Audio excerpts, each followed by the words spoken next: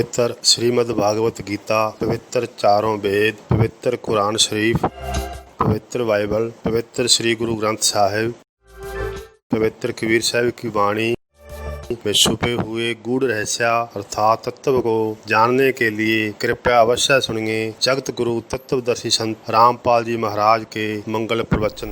जैसे ब्रह्मा विष्णु महेश जी के शरीर से, उनके अंदर से एक ऐसी रेज निकल रही है सूक्ष्म, उनके अंदर से ऐसी एक व्यवस्था है जैसे वो अपने लोक में रहते हुए भी प्रत्येक प्राणी को प्रभावित रखते हैं। भगवान ब्रह्मा जी, भगवान विष्णु, भगवान शिव जी का अलग से लोक है, वहां की राजधानियां हैं, वहां से बैठ करके इन तीन लोक के प्राणियों को व्यवस्थित रखते हैं। स्वर्ग लोक, ये पृथ्वी लोक और नीचे पाताल लोक। इन तीनों लोकों के प्राणियों को वो व्यवस्थित रखते हैं। सृष्टि, सचिति, संहार, ये एक एक गुण से अपनी क्रिया करते रहते हैं। कैसे होती है?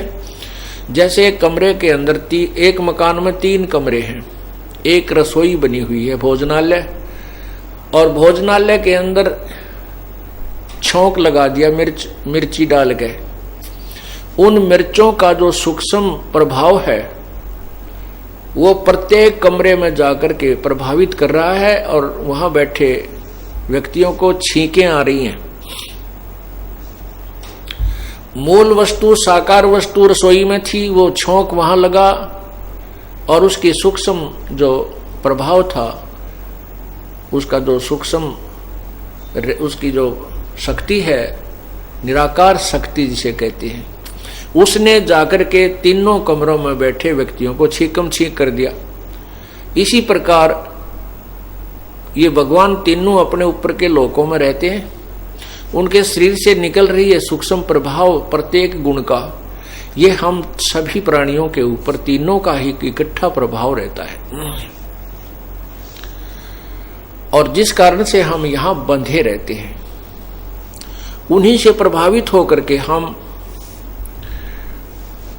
अपने कामों में व्यस्त रहते हैं, चिंता करते हैं कहीं ऐसा ना हो जाए, ऐसा ना हो जाए, और इन तीनों ने हमें बांध रखा है। यही पवित्र गीता जी अध्याय नंबर 14 के मंत्र 5 में कहा कि प्रकृति से उत्पन्न ये तीनों गुण, रजगुण ब्रह्मा, सतगुण विष्णु, तमगुण शिव जी, इस प्राणी को शरीर में कर्मों के आधार से शरीर में बांधे रखते हैं, ये मुक्त नहीं होने देते।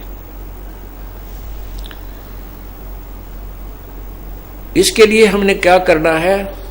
सत्संग में आकर के परमात्मा के अमर वचनों पर हम बहुत ज्यादा इसको अमल करना है, इनके अनुसार हमने चलना है, तब हम इस संसारिक काम को करते हुए परमात्मा प्राप्ति कर सकेंगे।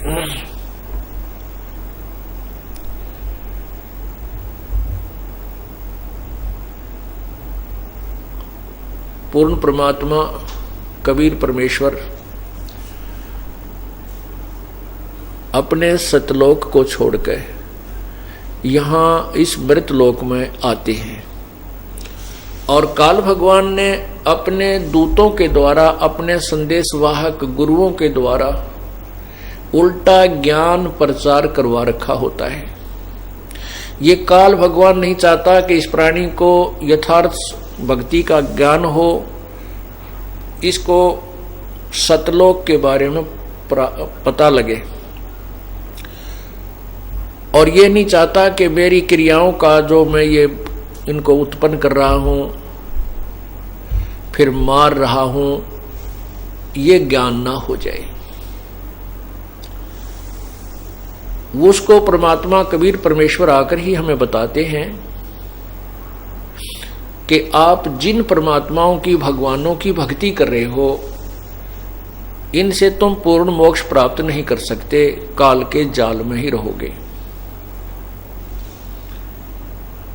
और इन परमात्माओं से, इन भगवानों से तुम्हारा 3 ताप का दुख भी नहीं मिट सकता। उसके लिए कहते हैं, तुम कौन राम का जपते जापम, और ताते कटे न ये तीनों तापम।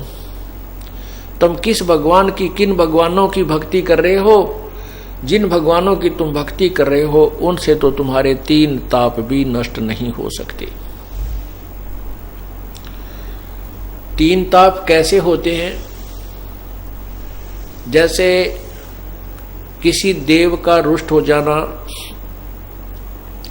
किसी के द्वारा जादू जंतर करके, किसी के द्वारा तांत्रिक विद्या करके किसी को प्रभावित किया होता है, किसी पर कुछ कर रखा होता है, जंतर मंतर किया हुआ होता है, या किसी ने कोई श्राप किसी को दे दिया है, तो उसको ये तीन लोक के भगवान ब्रह्मा, श्री ब्रह्मा जी, श्री विष्णु, श्री शिव जी तथा ब्रह्म व परब्रह्म तक नहीं समाप्त कर सकते।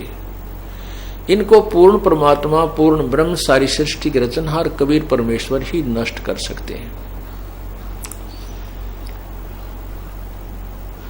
एक उदाहरण देते हैं, जैसे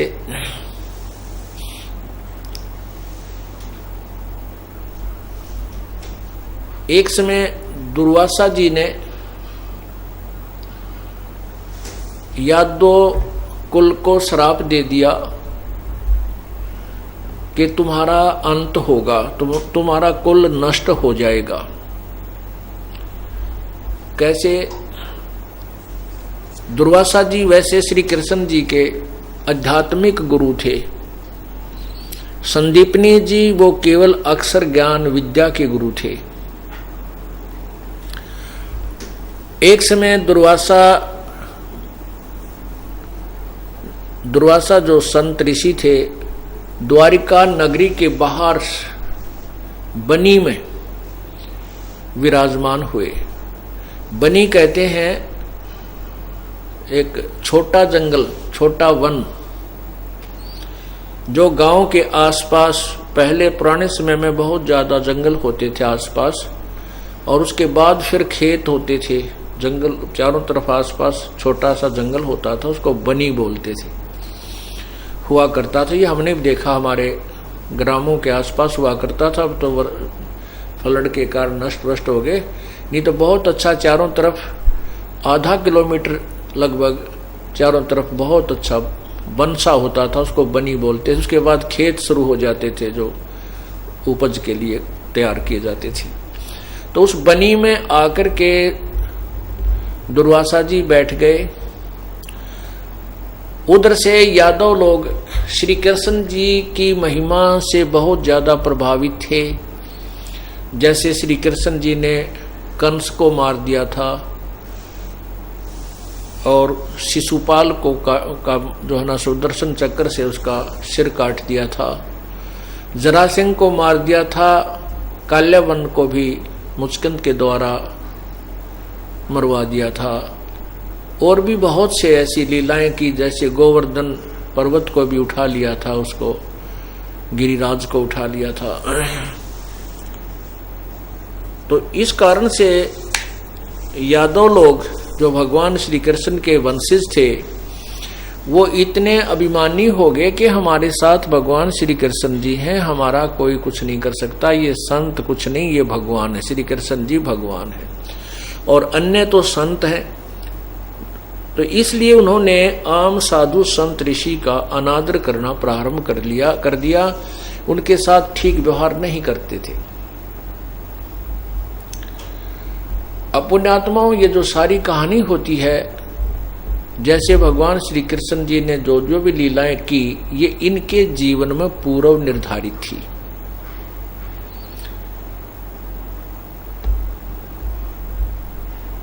अब ये केवल उतना ही किया जा करते हैं जितना इनको वहां से जब अवतार बनाकर भेजा जाता है, इनके जीवन में लिखा जाता है कि तुम ये कार्य करने हैं।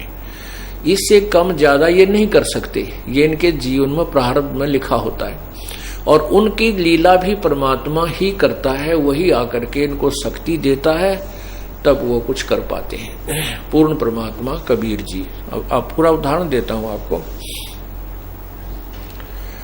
तो दुर्वासा जी वहां आकर बनी में बैठे थे, कई दिन रुक जाते थे। अपना भजन साधन कर रहे थे। उधर से द्वारका वासियों को पता चला कि एक सिद्ध पुरुष दुर्वासा जी आए हैं, और दुर्वासा जी के विषय में एक ये आम कहावत थी कि ये भूत भविष्य और वर्तमान के सब जानता है, अर्थात आगे पीछे का बता देता है। अब वहां द्वारका के कुछ जवान व्यक्तियों ने, बच्चों ने कुछ ऐसा उत्पात सुझा के दुर्वासा जी की परीक्षा लेते हैं कि ये भूत भविष्य की कुछ जानता भी है या वैसे ही ये प्रसिद्धि प्राप्त है। तो भगवान श्री कृष्ण के पुत्र प्रद्युम्न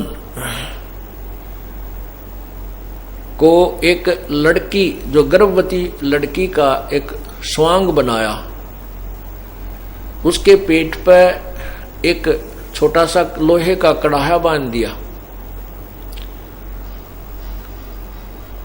छोटा सा कढ़ाया, छोटी सी जो कढ़ाई होती है 2-4 आदमियों का छौंक लाने की, वो इस तरह का कढ़ाया बांध दिया, कढ़ाई बांध दी, और ऊपर के लोगड़ रुई बांध के कपड़ा बांध दिया, और फिर उसके ऊपर के वहां की द्वारका की स्त्रियों वाले कपड़े पहना दिए, अर्थात एक गर्भवती लड़की का स्वांग बनाया।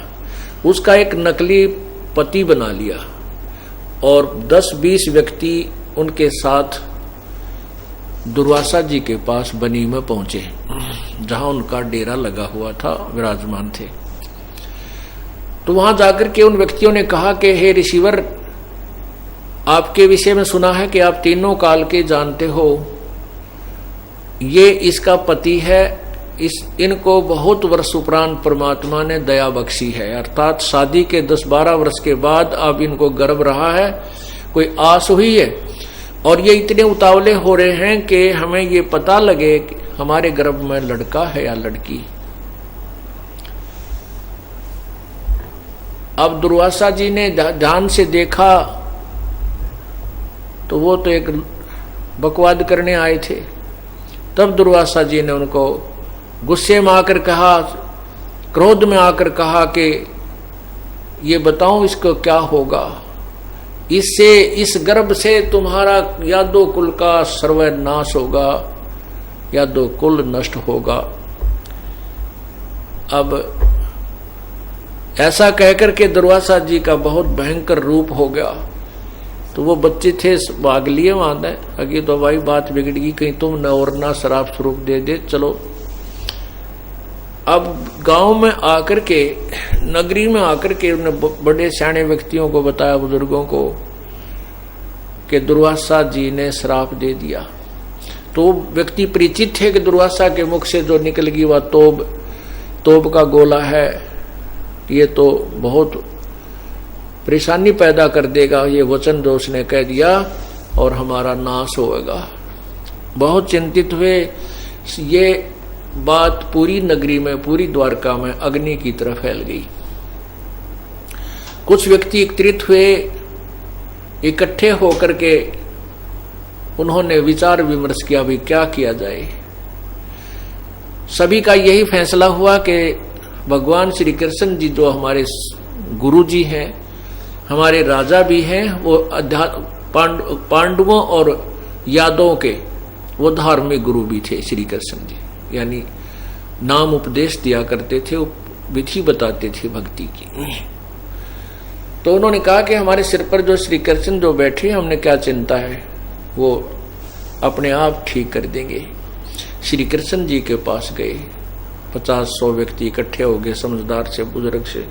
श्री कृष्ण जी ने सारी कहानी सुनी। तब कहा कि इन बच्चों को ले जाओ और दुर्वासा जी से क्षमा याचना करो, उसके चरणों में डाल दो इन बच्चों को, यदि वो क्षमा करेंगे तो बात बनेगी, अन्यथा नहीं। अब सभी वो जितने भी वृद्ध व्यक्ति थे, जो गणमान्य व्यक्ति थे द्वारका के, वो सारे के सारे उन सभी बच्चों को लेकर के जो वहां बकवाद करने गए थे, उनको साथ लेकर के दुर्वासा के पास गए। दुर्वासा जी से क्षमा याचना करने लगे, बच्चे हैं, क्षमा कर दो, आपके बालक हैं। चरणों में डाल दिए, लेकिन दुर्वासा ने कहा कि मेरे मुख से जो वचन निकल गया ये वापस नहीं हो सकता, ये श्राप तुम्हें लगेगा ही लगेगा, तुम्हारा नाश होगा ही होगा।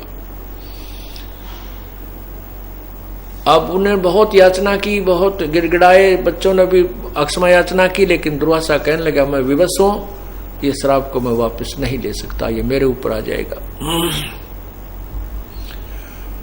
वो फिर दुखी होकर के श्री कृष्ण जी के पास आए। अब श्री कृष्ण जी ने देखा कि बहुत चिंतित हैं, तो उसने क्या बताया कि ऐसा काम करो, ना रहेगा बांस ना बजेगी बांसुरी। अब सोचो, तुम सभी समझदार व्यक्ति हो, विचार करो कि किस वस्तु से का यादवकुल का नाश होएगा। जो गर्भ बना रखा था लोहे का कड़ाहा और जो कपड़े पहन कर वो गया था लड़का, उस गर्भ, उस कपड़ों को, रुई को तो जला डालो, उस राख को डाल दो दरिया में, जमुना में, और जो लोहा है कड़ा है उसको घिसा घिसा कर चूरा बना के और प्रभास क्षेत्र में डाल दो जमुना में। इस प्रकार जब कढ़ाई नहीं रहेगा तो नाश किससे होगा हमारा। तो सभी ने इस राय की प्रशंसा की, भगवान को का शुक्रिया किया और सभी द्वारका वासियों ने उस कढ़ाई के घिसाने का बीड़ा उठा लिया। दूर क्षेत्र में जाकर के प्रभास क्षेत्र में बैठ के वहां पत्थर रख के उसके ऊपर लगे घिसाने, घिसाते रहे, घिसा घिसा के मरते क्या नहीं करते। लोहे का पत्थर पे घिसाना कोई हंसी खेल नहीं है, लेकिन फिर भी उन्होंने करना पड़ा। वो चूरा बना करके डाल दिया जमुना में, और जो दोनों कड़े होते हैं उन कड़ों में से एक कड़ा भी घिसा दिया। लेकिन एक कड़ा किसी आलसी व्यक्ति के ड्यूटी ला दी कि तेरी जिम्मेवारी है इस एक कड़े को कितने दिन में घिसा दूं।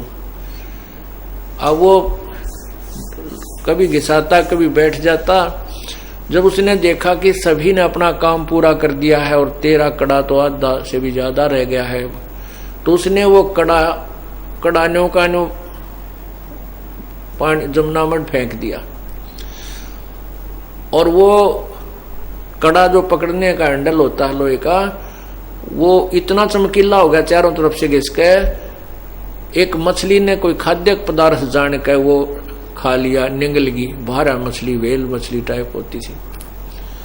और इस प्रकार वो अपने काम से निमट कर निश्चिंत हो गए।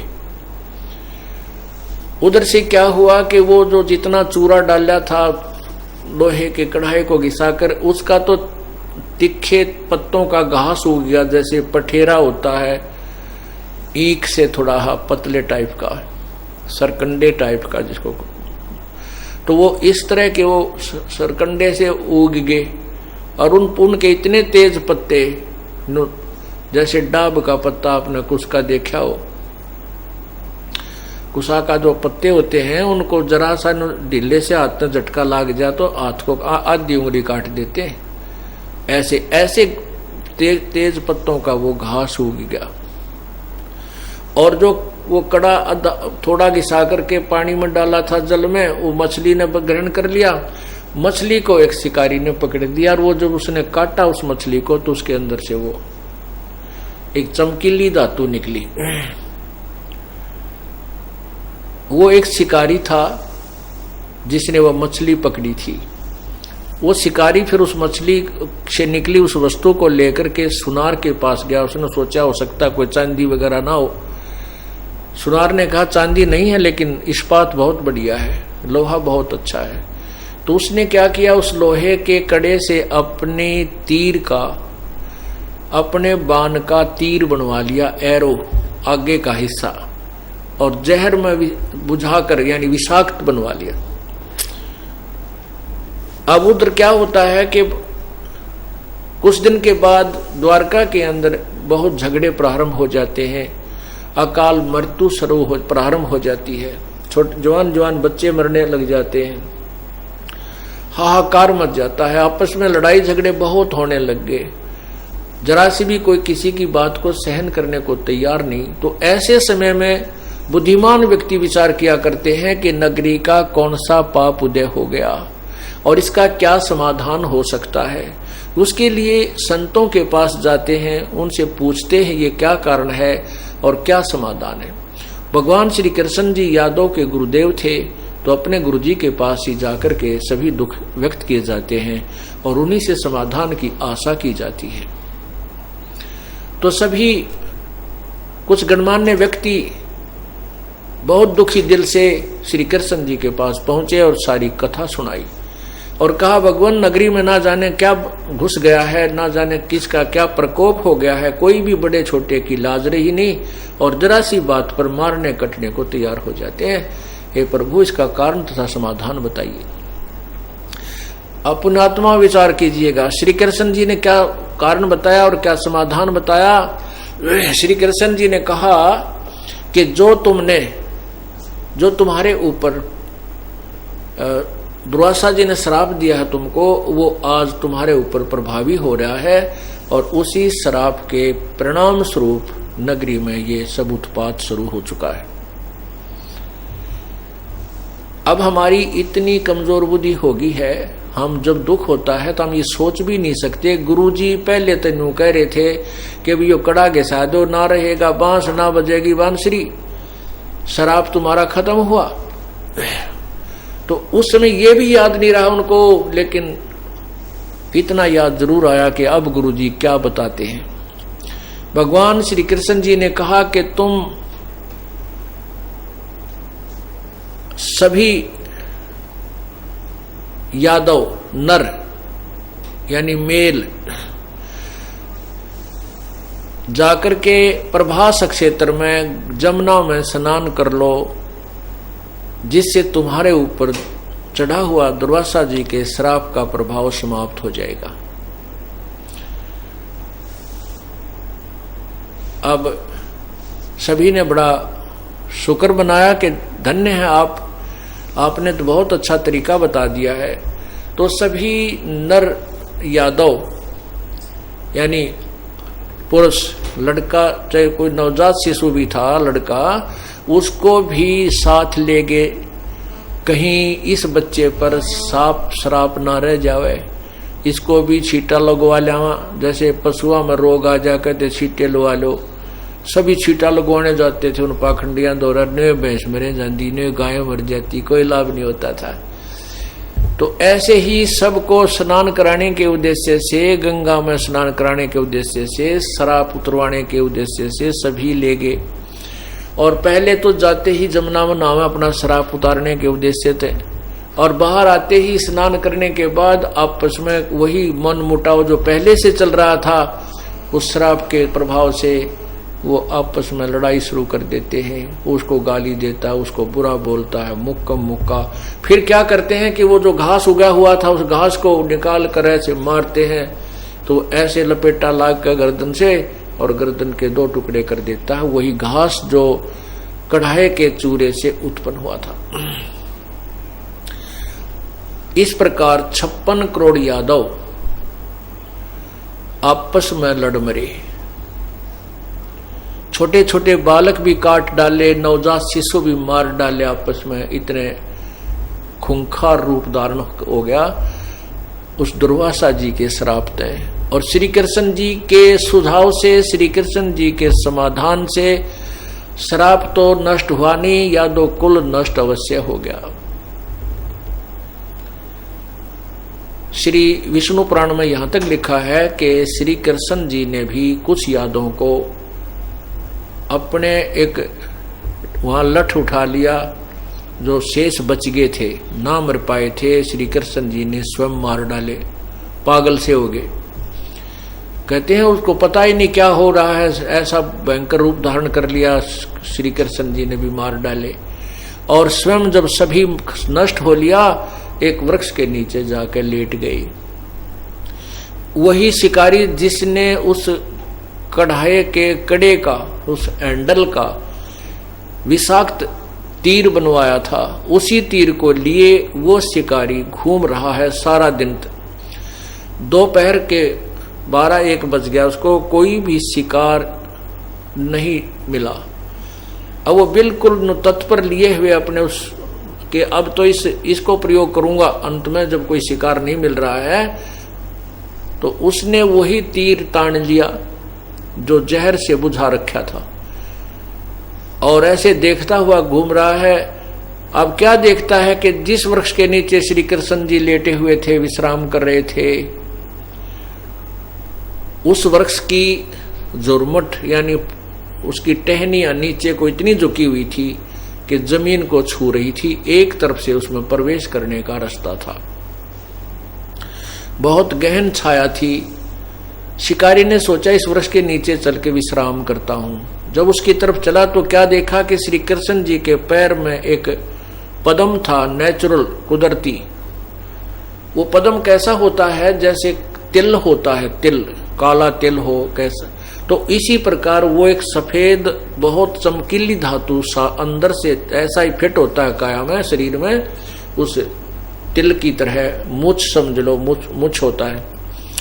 तो ऐसे भगवान के दाएं पैर के अंदर तलवे में लगा हुआ था। ऐसा चिमक्या करता था जैसे 100 वाट के बल्ब की रोशनी हो अंधेरे में, और दिन के समय 100 वाट का बल्ब जरा सी चमक ही नजर आती है। ऐसे भगवान श्री कृष्ण जी ने अपने एक घुटने पर दूसरा पैर रख कर ऐसे तलवा सामने कर रखा था।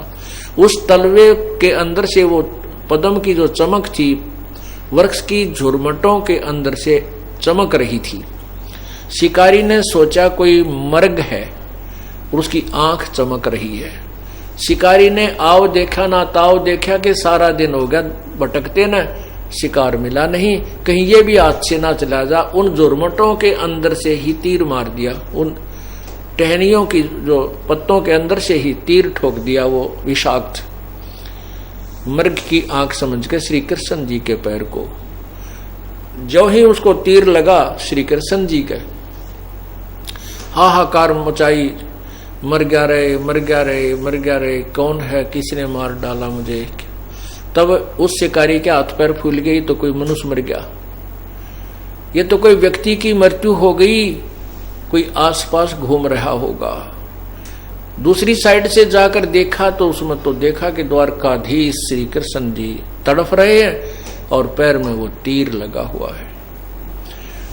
तब वो शिकारी हाथ करबद्ध होकर के क्षमा याचना करता है, हे राजन मेरे से भूल होगी, मैंने जानबूझकर नहीं मारा, मेरे से धोखा हो गया, मुझे माफ कर दो।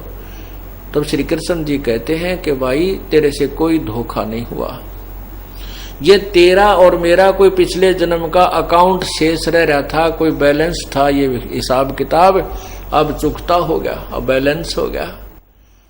अब वो शिकारी कहता है कि हे भगवान मैं एक गरीब व्यक्ति, जंगली व्यक्ति, और आप एक राजा, आपका और मेरा के अकाउंट था, कौन सा हिसाब था, क्या मैं जान सकता हूं। तब श्री कृष्ण जी ने कहा कि त्रेता युग में मैं श्री रामचंद्र रूप में आया था, उसमें मैंने तुझे, तो बाली का भाई सुग्रीव का भाई तू बाली था, और तो इतना बलवान था कि तेरे सामने कोई भी टिकने वाला नहीं था, सामने वाले की आदि शक्ति तेरे अंदर समा जाती थी, तूने ऐसी भक्ति करके ऐसी सिद्धि प्राप्त कर रखी थी। उसने मैंने तुझे धोखा देकर मारा था, एक पेड़ की ओट में खड़ा होकर के मैंने तुझे तीर मारा था, मैं तेरे सामने नहीं टिक सका था। अब वही जो धोखा मैंने तेरे साथ किया था, आज तूने मेरे साथ उसी धोखे का बदला ले लिया, आज मेरी मृत्यु तेरे हाथ से इसीलिए हुई है। आप चिंता मत करिए, आप जाइए और द्वारका, अब किसी को बताना नहीं कि मैंने मार डाला है, और मेरा संदेशा द्वारका में भिजवा दे कि वो श्री कृष्ण जी की अंतिम श्वास गिन रहा है और सब यादव मर चुके हैं लड़के, और पांडवों को बुला दिया जाए, वो हमारे रिश्तेदार हैं। क्योंकि अर्जुन के भगवान श्री कृष्ण की बहन की शादी हुई थी, सुभद्रा ब्याही थी। पांडवों को पता चला तो पांचों पांडव वहां पहुंच गए।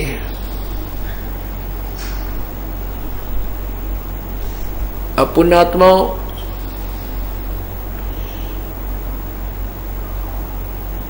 आपने गीता जी को सुना कि अर्जुन युद्ध करने से मना कर देता है। आमने सामने सेनाएं खड़ी हैं और अर्जुन कहता है कि इन सामने खड़े भाई भतीजे, रिश्तेदार, बहनोई, साले ससुरों को मारने से अच्छा तो हम भीख मांग कर भी अपना निर्वाह कर लेंगे। उसको भी मैं उचित समझता हूं, लेकिन ये झगड़ा नहीं करना चाहता, ये युद्ध नहीं करना चाहता। उसमें श्री कृष्ण जी में प्रवेश काल कहता है कि तू युद्ध कर ले, तुझे कोई पाप नहीं लगेगा, ये सबको मैंने मार रखा है। श्री कृष्ण जी ने उस काल के आदेश से, उस काल के आदेश को श्री कृष्ण जी का आदेश मानकर स्वीकार कर लिया था। युद्ध समाप्त हुआ, पांडव विजयी हुए, कौरवों का विनाश हुआ, युधिष्ठिर जी को गद्दी पर बैठाया गया। युधिष्ठिर जी को गद्दी पर बैठा दिया गया। कुछ दिनों के बाद युधिष्ठिर जी को बहुत बुरे बुरे सौपन आने लगे और बहुत बेचैन रहने लगा, ना खाने को दिल करता ना पीने को, बहुत बुरा हाल हो गया।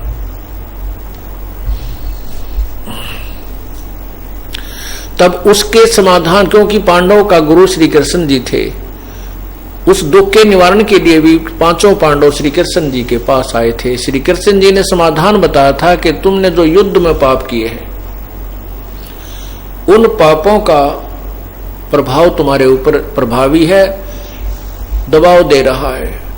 उसका समाधान है कि एक यज्ञ करो, अश्वमेध यज्ञ करो। उसमें एक शंख रखा जाएगा अलग से, और वो शंख अपने आप आवाज करेगा जब सभी उपस्थित गण भोजन पालेंगे, और यदि शंख ने आवाज नहीं की तो समझो तुम्हारा यज्ञ पूर्ण नहीं हुआ और तुम्हारा कष्ट निवारण नहीं होगा। ऐसा ही किया गया। उसमें अर्जुन के मन में संकोच बहुत आया था, शंका उत्पन्न हुई थी कि आज ये भगवान क्या कह रहा है कि तुमने जो महाभारत में बंधुघात किया है वो पाप तुम्हें हानि कर रहा है, और उसमें मैं लड़ने से मना कर रहा था, युद्ध नहीं करना चाहता था। भगवान ने मेरे साथ बहुत ज्यादा जो है दबाव भी दिया और एक मेरे से बलात् युद्ध कराया, भयंकर रूप दिखाया, डराया धमकाया और कहा था कि तुम्हें कोई पाप नहीं लगेंगे, तुम युद्ध कर लो। फिर वो यज्ञ किया गया। वो यज्ञ भी पूर्ण परमात्मा कबीर परमेश्वर की कृपा से ही संपूर्ण हुआ था। वो ब्रह्मा जी, विष्णु जी, शिव जी, श्री कृष्ण जी और सभी देवी जितने भी देवता थे, 88,000 ऋषि, 33 करोड़ देवता, 12 करोड़ ब्राह्मण, विप्र, 9 नाथ, 84 सिद्ध, ये सभी विद्यमान थे। लेकिन वो शंख नहीं बजा था, उनसे पांडवों का की यज्ञ पूर्ण नहीं हुई थी। वो भी पूर्ण परमात्मा की भक्ति के कारण अर्थात कबीर परमेश्वर की रजा से ही, वो एक सुदर्शन नाम के भक्त से जो कबीर परमेश्वर के सच्ची भक्ति करता था उससे संपूर्ण हुई थी। अर्थात उनके वो जो 3 ताप के अंतर्गत कष्ट था, जैसे कोई प्रेत आत्मा सताती है, जैसे युधिष्ठिर जी को वो प्रेत आत्माएं सता रही थी जो युद्ध में व्यक्ति मरे थे, उनका दबाव था उसके ऊपर, वो भी श्री कृष्ण जी आदि से दूर नहीं हो पाया। वो भी पूर्ण परमात्मा के भक्त सुदर्शन जी से ही वो समाप्त हुआ, वो 3 ताप के अंतर्गत, अर्थात कबीर परमेश्वर द्वारा ही वो 3 ताप पांडवों का नष्ट हुआ था। अब जब पांडव वहां पहुंचे श्री कृष्ण जी के पास, श्री कृष्ण जी ने कहा कि भी मेरा अंतिम समय है और मेरी अब ये आज्ञा का अच्छी तरह पालन करना, मेरे अंतिम वचन सुनो। श्री कृष्ण जी ने कहा कि तुम सभी पांडव, 5 पांडव, तुम्हारी माता द्रौपदी आदि जाकर के हिमालय की तलहटी में तप करो और तब तक करते रहना जब तक तुम्हारा अंत ना हो जाए। अब अर्जुन ने पूछा कि भगवान जो आज्ञा आपकी, क्या हम इसका कारण जान सकते हैं कि हम अपने, यह तो एक आत्महत्या जैसी बात होगी भाई, तो अपना वहां जाकर के नष्ट करें अपने शरीर को, इसके पीछे हमारा क्या हित है। तब श्री कृष्ण जी ने कहा कि तुमने जो बंधुघात किया था, तुमने जो युद्ध में प्राणी मारे हैं, सैनिक मारे हैं, वो पाप तुम्हें दुखदाई हो रहा है, ये बहुत कष्ट देगा, और आप उसके निवारण के लिए अपने शरीर को तप करके गला देना। क्योंकि इन भगवानों को भी इतना ज्ञान है, इनको यथार्थ भक्ति का ज्ञान नहीं है। ऐसा ही ज्ञान है कि तप करवाने से इनको क्या होगा कि कुछ इनकी वो बन जाएगी, तपस्या का फल मिल जाएगा। तब से राज राजमदमानम जन्म तीसरे शुक्रशमानम, तब से राजा बनता है कि इनको कुछ दिन आगे किसी जन्म में ये राज प्राप्त कर लेंगे, थोड़ा बहुत ही राहत मिल जाएगी। नहीं अन्यथा इन भगवानों की द्वारा बताए गए साधना से, भजन भक्ति से तो दोनों पुण्य और पाप भोगने पड़ते हैं। पुण्य अलग डिपॉजिट होते हैं, पाप अलग से डिपॉजिट होते हैं, दोनों अलग अलग रहते हैं। इनको पुण्य भी भोगने पड़ते हैं, मिलते हैं, और पाप भी अवश्य ही भोगने पड़ते हैं। ये उनको समाप्त नहीं कर सकते, उनमें फेरबदल नहीं कर सकते। तो उसमें अर्जुन से नहीं रहा गया। अर्जुन ने कहा, भगवान आज मैं आपसे अपनी एक शंका का समाधान करवाना चाहता हूं। यदि वो शंका का समाधान आप नहीं कर सके तो मेरा पूरा जीवन नरक बन जाएगा, मैं चैन से जी नहीं सकूंगा, मर भी नहीं सकूंगा। तब श्री कृष्ण जी ने कहा कि बताओ ऐसी कौन सी शंका है, पूछिए। तो उन्होंने कहा कि भगवान आपने गीता जी के ज्ञान में कहा है दूसरे अध्याय के 37 और 38 श्लोक में कि अर्जुन तू युद्ध कर ले, तुझे कोई पाप नहीं लगेगा। यदि तू मर गया तो स्वर्ग को जाएगा, युद्ध में अगर मर भी गया तो स्वर्ग को जाएगा, और जीवित रहा तो पूरी पृथ्वी का तो राज भोगेगा। हे भगवान, आज न तो हम, आपने कहा था कि तेरे हाथ में, दोनों हाथों में लड्डू हैं, आज हमारे एक हाथ में भी लड्डू ना रहा। न तो हम युद्ध में मर के वीरगति को प्राप्त हुए कि स्वर्ग को प्राप्त हुए, और न ही हम पृथ्वी का राज भोग पा रहे हैं। आप कह रहे हो जा करके अपने शरीर का अंत कर दो। हे भगवान, आपने ये हमारे साथ ऐसा धोखा क्यों किया? क्या स्वार्थ था आपका? जब मैं मना कर रहा था कि मैं युद्ध नहीं करना चाहता, और आपने मेरे साथ बहुत दबाव दिया, बहुत जबरदस्ती की और युद्ध करवा डाला। युधिष्ठिर कहता है कि अर्जुन, इस समय भगवान की सचीची देख, ऐसे समय में ये बोलना तेरा ठीक नहीं है। आप ऐसे वचन मत कहो, भगवान को अंतिम श्वास ले रहे हैं, इनको जाने दो चैन से।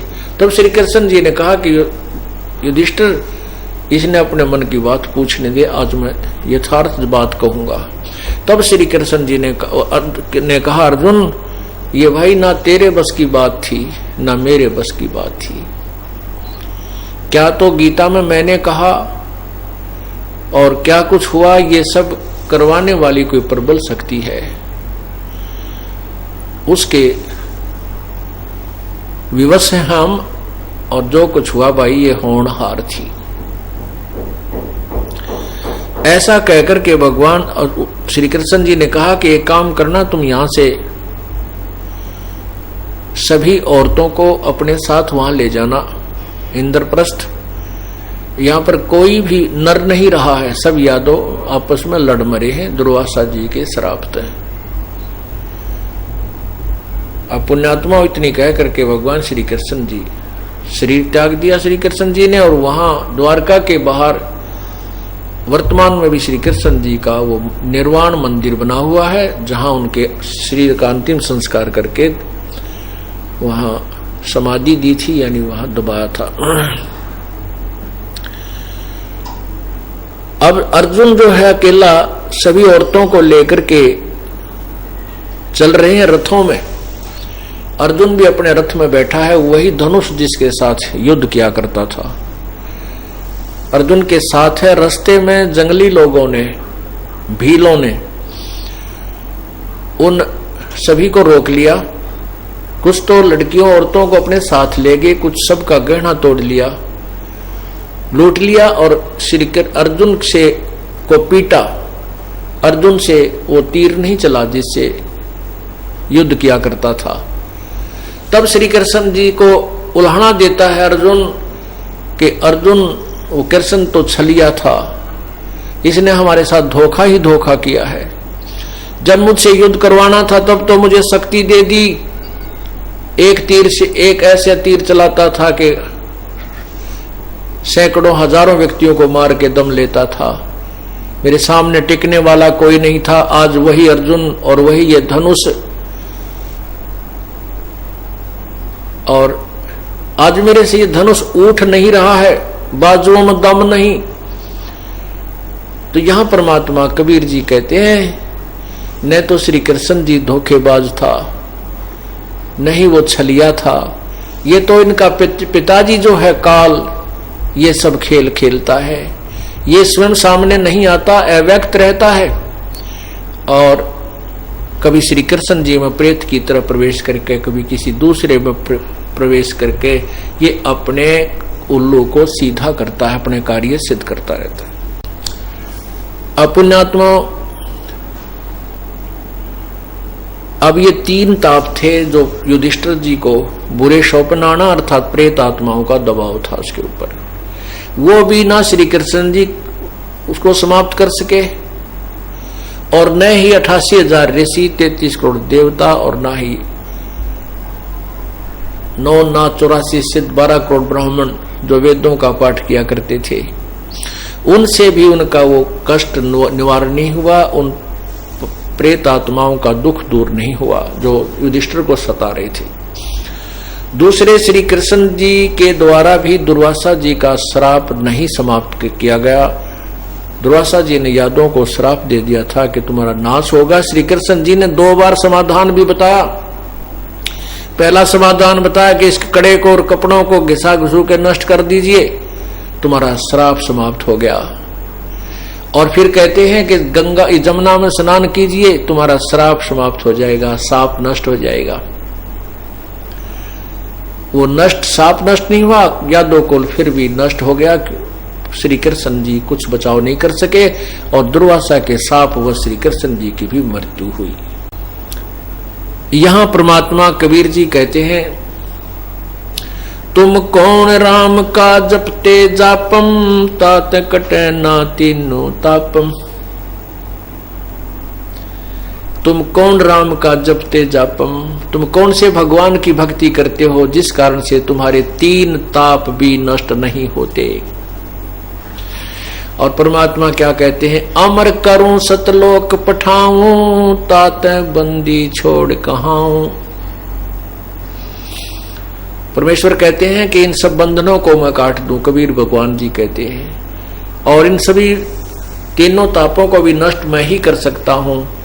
और यहाँ काल के बंद से, काल के जाल से, काल ने जो तुम्हें परेशान कर रखा है, दुखी कर रखा है, तुम्हारे अंदर इतना कष्ट भर रखा है, कोई हाहाकार मच रही है, कोई प्राणी यहाँ सुखी नहीं है, इस काल के बंधन से छुड़ा दूंगा। इसलिए मैं बंदी छोड़ कर लाता हूं। बंदी छोड़ माने बंधन छुड़वाने वाला, काल के बंधन से मुक्त कराने वाला, उसको बंदी छोड़ कहते हैं। सत साहिब।